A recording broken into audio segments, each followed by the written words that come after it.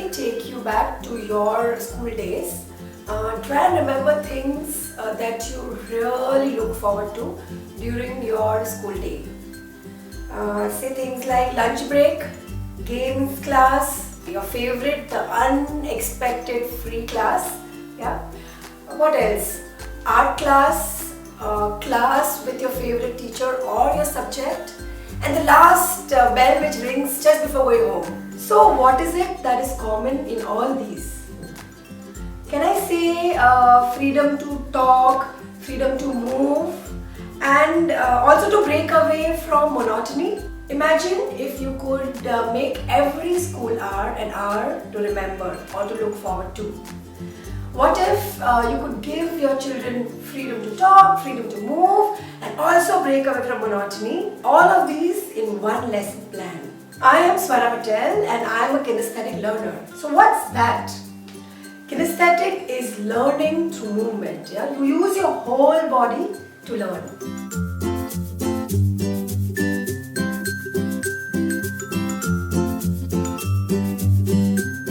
Let me tell you my story. As a child, people told me I was dumb and I would barely pass school. In fact, I grew up feeling like a loser and I thought I would not do much in life. And then I found dance, my thing, dancing.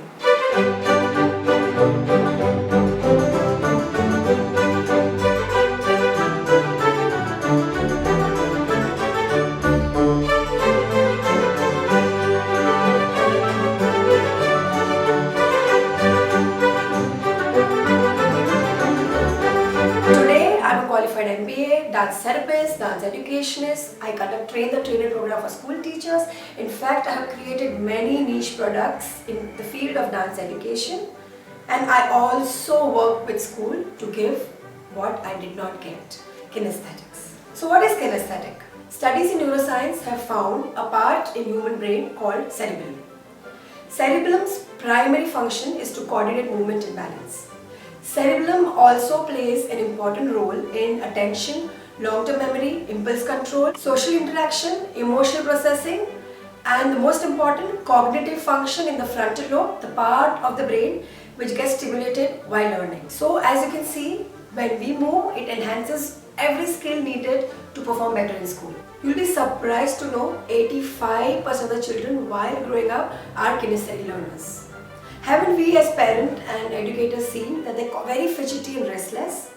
It is so difficult to keep them confined to a chair, whether it be class or restaurant. So why not use this much loved tool? Let me take you to a real class example where kinesthetics is used as a tool to teach preschoolers shapes.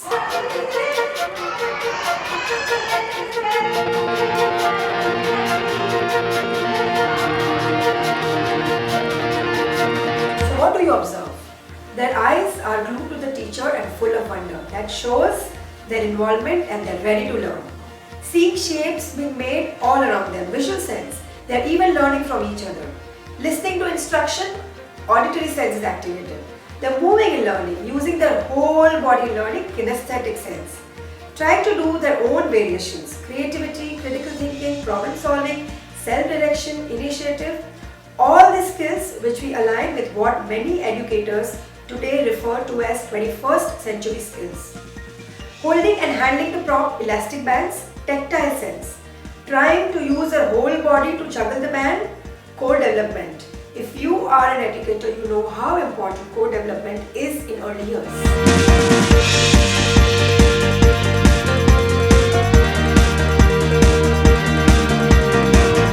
In my second example, let me take you to a creative dance class where a very famous teacher, Anne Green Gilbert in Seattle, is teaching water cycle to grade 2. The big word for when the water goes away from a pond when the sun is shining on it and it rises up. Evaporate. Evaporating. Let's say that, evaporating. Evaporating. This is a little bit like a rain dance. We have to say that 3 times. Let's try it at our seats. Evaporating. Say it with me. Evaporating. Show me a water shape. Ready, go. Water. I'm a typhoon. Hold it still. Now we show the audience what low means. Any kind of low, watery movement. Low. Oh, whirlpool. Now we show them high. High. Typhoon. Now we show them, and we have to move all around the room and say the word with me 3 times each time. Evaporating. Evaporating. Evaporating. Now we have to form some clouds near the tables. These clouds are heavy, they're filled with water. Condensing. Then what happens? Precipitating. Precipitating. Precipitating. Precipitating. What are we going to do for it gives us life? Can everybody show their own movement? It gives us life. And then we end with cycle. How many circles can you make in your body? That's an excellent one. Excellent. Oh, excellent. Excellent. Good. All right. Time for the show. Back in your seats. We just saw 2 examples of kinesthetic learning in preschool and primary. So what happens when we go to secondary? Yeah, you know what happens. Most of the time we are sitting and learning. You won't believe it is possible even in secondary to teach subjects through full body simulation. But when the syllabus is vast, too much to do, what do? We have something magical which is called as movement break or brain breaks or energizer. Let me take you what it is. Let me show you. So it says energizing brain breaks. So every 30 minutes of your class session, you need to stand up, you need to make all the children stand up and move. So why do we have to stand every 30 minutes or why do we have to move every 30 minutes? Because every time we sit down for more than 20 minutes, your blood rushes to your seat or your feet. What happens only with 1 minute of movement, you have 15% more blood which rushes to your brain. And you know what happens when your brain is oxygenated? You learn better. So that's why you need to get up every 20 minutes and sometimes not even 30. Going to this, you cross your midline, yeah? So you activate your whole brain, the right brain and your left brain. Your right brain controls the left side, your left brain controls the right side of your motor skills. When you move both your side, you integrate the whole brain. So your, things like elbow touching the knees. This is a very famous brain gym exercise called cross crawls. Yeah, or silly things like your hands touching here or something which crosses your midline. Yeah, then you do some movement which makes you move around in class. Like games, you can play games here, many. Like, measure the benches with your hand span or look for green in the room and touch all the green and come back to your place. On the count of 10, then add some fun. What else can you do? Like I give you an example in movement. Yes, why not use music in class? Yeah? Let children bring child-friendly, child-appropriate music to the classroom. Use the music they love and you see how the classroom lights up. In fact, you will be surprised, you will be their favorite teacher all year round. So use music in class. So what you can do is, you play the music, they're moving around, the music stops, they freeze in a shape, something like that. Or when the music stops, whoever's in front of them is a partner and play a partner game. Yeah? So that's what make some movement in the classroom. Challenge the brain. So what is challenging the brain? You do things which are little difficult to coordinate. Yeah? Body-wise, coordination is tough. So you say snap with your right hand and blink with your left eye.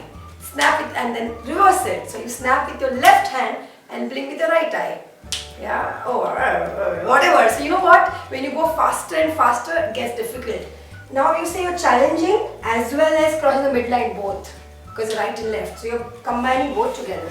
I'll tell you some more challenging the brain games. You put your hands up and they circle in reverse. One goes forward, one goes back.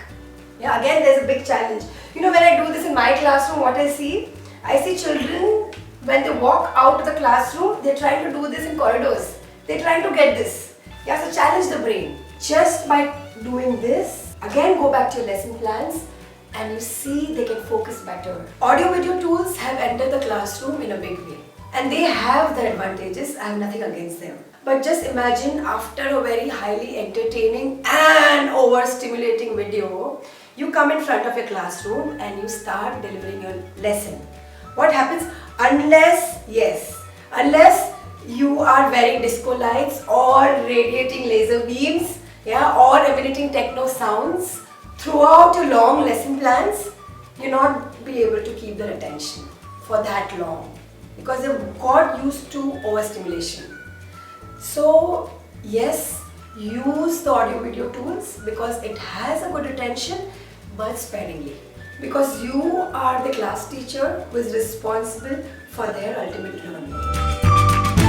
Let me take you through one last theory which supports kinesthetic learning. What is that? It is Edgar Dale's cone of experience. So what you see here, it's a cone, and these are all the tools which a teacher uses in classroom to teach. And this is the retention rate. So the lower you go, more the retention. One very important thing which you really need to take note of, the lower builds concrete learning experience, the higher you go, it's abstract.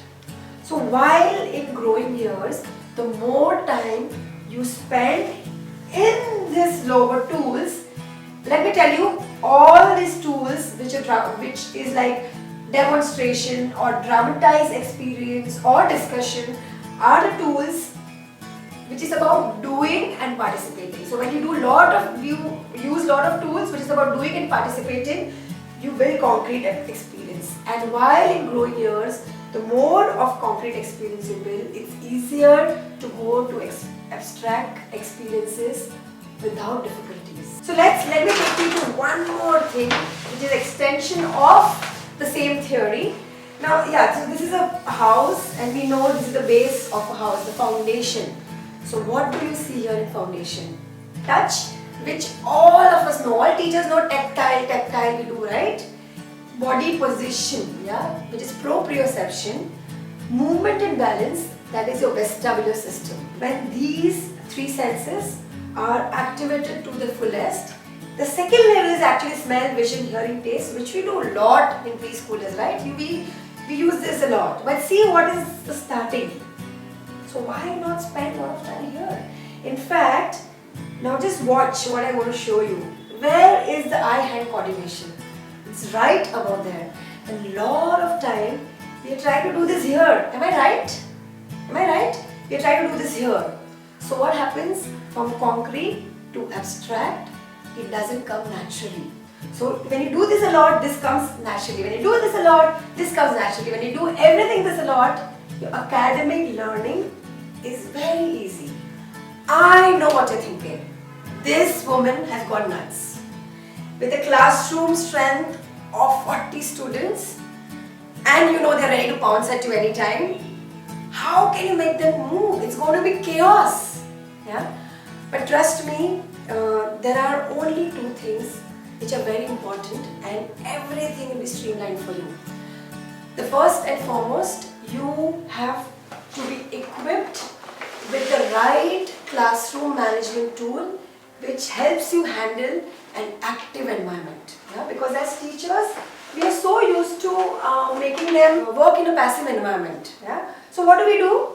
Eyes on the speaker, mouth closed and quiet, feet on the floor and be quiet, hands still. You are not ready to learn. Because you're actually blocking all the senses and you say now learn.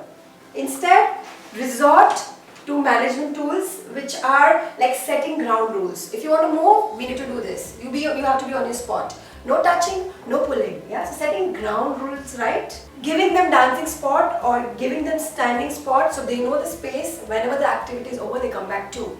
As you can see, there are many such tools which will help you manage an active environment effectively. As we grow along the way, we get conditioned not to move a lot.